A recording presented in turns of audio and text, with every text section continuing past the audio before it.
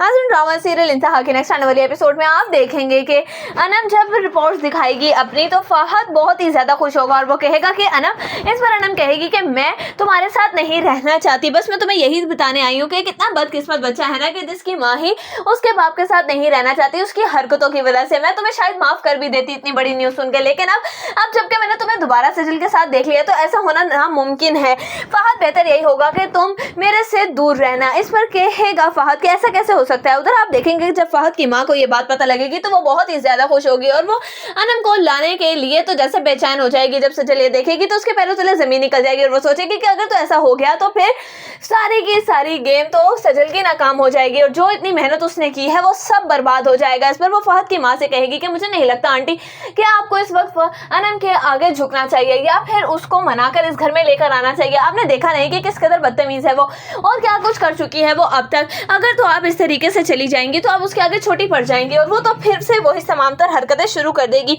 आप बस बिल्कुल इस तरह प्रिटेंड करेंगे जैसे आपको ये खुशी की खबर सुनकर भी कुछ महसूस नहीं हो रहा है। इस पर फातिमा कहेगी कि लेकिन सजल बेटा, इतनी बड़ी बात है, ये किस तरीके से मैं जाने दूं, मुझे जाना ही होगा अनम को मनाने के लिए। उधर आप देखेंगे कि सजल प्लानिंग करेगी कि अब मुझे कुछ ना कुछ तो करना ही होगा, नहीं तो इस तरह तो मेरा पता बिल्कुल ही साफ हो जाएगा। और रही बात सारी की सारी अनम और फहद की, तो वो दोनों तो फिर एक साथ हो जाएंगे और मैं क्या करूंगी, मैं तो फिर से हाथ मलते ही रह जाऊंगी, मैं एक दफा दोबारा फहद को नहीं खो सकती। उधर आप देखेंगे कि नौशीन कहेगी अस्मा से कि हाँ, जलती हूँ मैं तुम्हारी खुशियों से और मैं तुम्हारी सारी की सारी खुशियां बर्बाद कर ही रहूंगी। अस्मा बेगम, मैं तुम्हें कभी भी खुश नहीं रहने दूंगी, तुम्हारी वजह से ही तो मैंने इतने साल उस खंडर खाने में गुजारे हैं। अगर तो तुम ना होती तो जावेद साहब मुझे पहले ही यहाँ ले आते। इस पर अस्मा कहेगी कि नहीं, इसमें मेरी कोई गलती नहीं है, सब कुछ तुम्हारा ही किया धरा है। अगर तो जावेद साहब ने तुम्हें पहले लेकर आना होता तो वो ले आते, मगर मेरी बदकिस्मती ये है कि मैंने तुम पे एतबार किया और तुम पे तरस खाकर तुम्हें इस घर में जगह दी, लेकिन तुमने तो सांप बनकर मेरी ही खुशियों को डस लिया। इस पर कहेगी अस्मा